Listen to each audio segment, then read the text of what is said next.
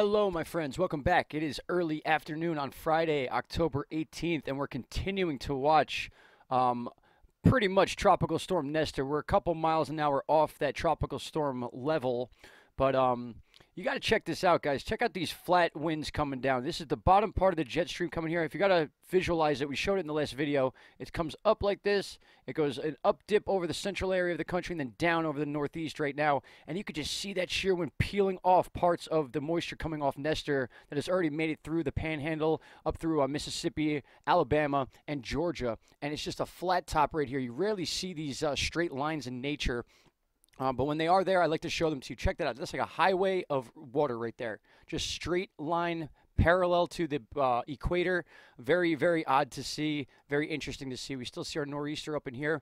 We have a little bit of a forecast change here, so we're going to talk about that and pretty much strictly that. We're going to try to stay on topic for this video. But as I move forward, you're seeing the beginning of an eye wall formation here in this storm.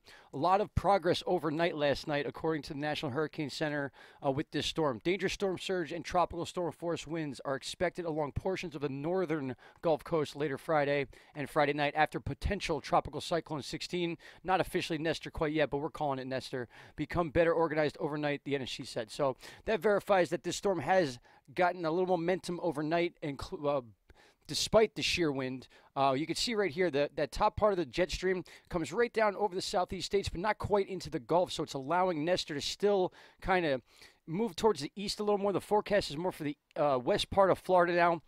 Not so much Louisiana, Mississippi, Alabama, but now we're talking the bays right here. In fact, I have this pulled up on Google Earth. We have St. Joseph's Bay and Apalachicola Bay. I forgot how to say that, but it doesn't matter. You guys know what we're talking about because I have the map right here. So anyway, we had our tropical storm warnings all over Louisiana, kind of skipped over Mississippi, and then we had that warning blue line over Alabama here, Florida Panhandle, and all the way towards Panama City. Now Panama City is kind of out of that tropical storm area because the storm is kind of flatlining and coming this way now. It's still going to cross over the thin part of Florida here and up through Georgia, but part of the jet stream is now flatlining it. You can see that, again, the moisture being flatlined here. Nothing's really going to pass that threshold right here, even though the storm is moving at like 22 miles an hour. It's expected to still make landfall around Saturday morning, 7 a.m., give or take a couple hours. But now that we're seeing this eye wall, guys, we're seeing formation in this storm. And you can see a lot of that moisture branching off there, and then boom, it just blows up during the last couple hours of data we have here. And you can clearly see where that eye wall is going to be. Again, that east side of the storm is going to be the strongest potential threat for that storm surge. We're going to see 5 to 7 feet of storm surge in this pocket of Florida right here. Now, if we go back and look again, I want to name off some of these areas. In fact, I lived in Spring Hill for a while. Spring Hill is right in the target zone. A lot of marsh area outside of Spring Hill. You don't really get many waves in this part of the ocean because it's the Gulf side, especially the west part of Florida, Gulf side. You don't see many waves at all unless there's a storm coming in. So the storm surge is going to push all this murky water into areas of Spring Hill. If I back out here, you see that warning comes all the way down through Tarpon Springs, and St. Petersburg is now involved in this. And we were talking about Lake Okeechobee being one of those landmarks, and I could see this totally coming down through Cape Coral, Sanibel Island. All these bays right here are really going to be under the thumb with this storm. A lot of inlets here in Florida. Just like Louisiana. We always talk about Louisiana. When these storms come in, the counterclockwise bend, it brings all this water into these gullies and stuff like that. Mobile, Alabama is very similar to that.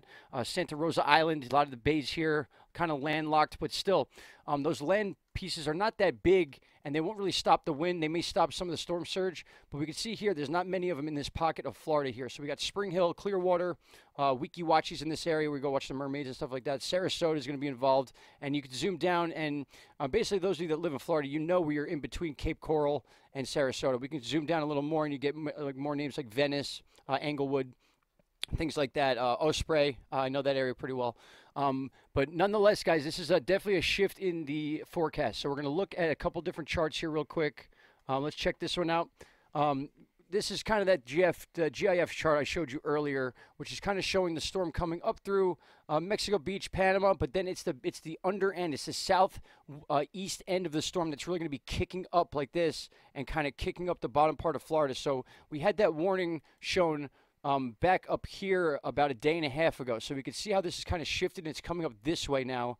It's going to clip this part of Florida here. So that kind of leaves Louisiana and Mississippi out of this, as the back end of the storm is not really that big of a deal, especially with a tropical storm as opposed to a Category 1 or 2. Now, if this does reach Category 1, which is probably unlikely at this point, it's a fast mover. So if you guys remember Hurricane Nate, not really worth comparison as far as speed and stuff like that, but it was a fast-moving storm at 25 miles per hour, shot right through the gap here, Mexico and Cancun, or Cancun, Mexico, and oh my goodness, where are we talking about right here? Shot the water gap right here, where we're talking about. Came straight up through the panhandle in Alabama and went right up the middle of the country. Now, this isn't going to do that. This is a diagonal shot over Florida based on the jet stream, kind of nugging it across.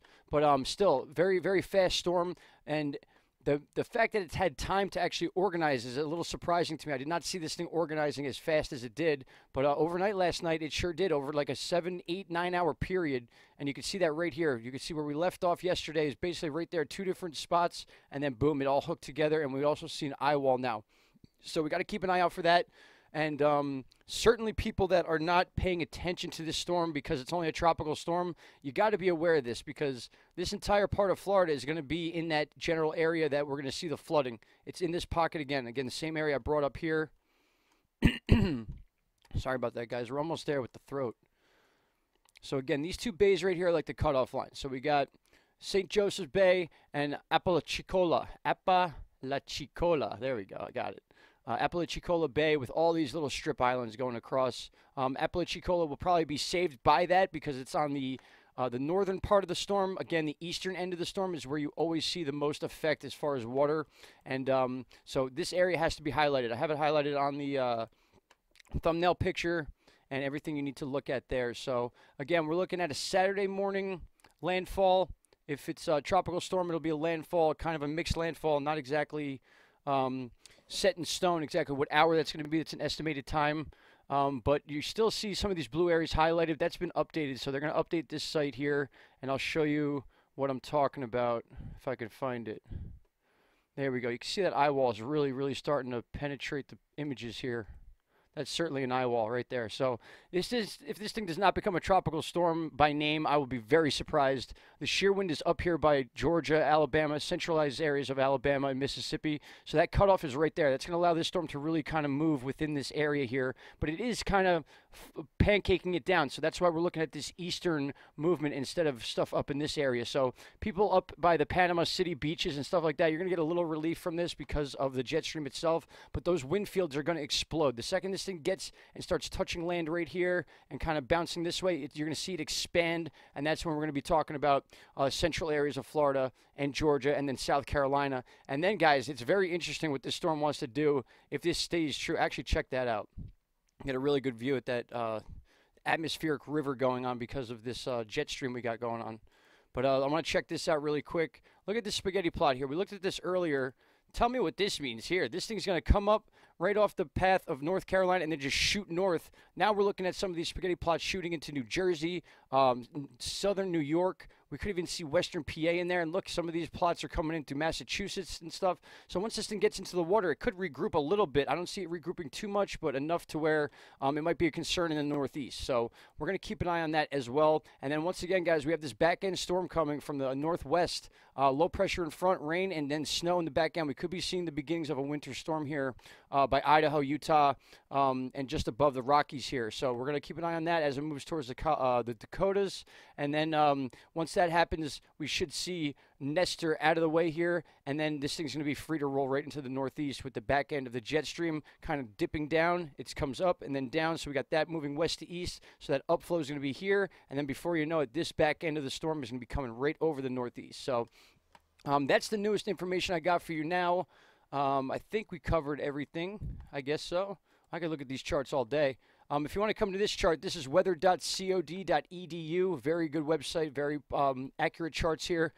Hour by hour, minute by minute, it adds a new frame, and you get to see that eye wall really, really starting to show here. So I just wanted to get that out there, guys. We got new areas to watch, and you can see right here all the way from Tampa, which was out of the loop about 7 hours ago, is now fully immersed in the storm surge warning, and that starts with those two bays we showed here in the Panhandle, all through Tallahassee, Gainesville, down through Tampa, probably even more south than this to Cape Coral, Coral we will see later on in the day. So any of those major changes I'll bring to you as soon as I can, guys. All right? I hope everyone's having a good day. Here's an article that is not showing up, so we'll get rid of it. All right, guys, have a great day. Song of the day. Oh, boy, what do we pick for song of the day? Let's look. I think it's Rise Against Savior.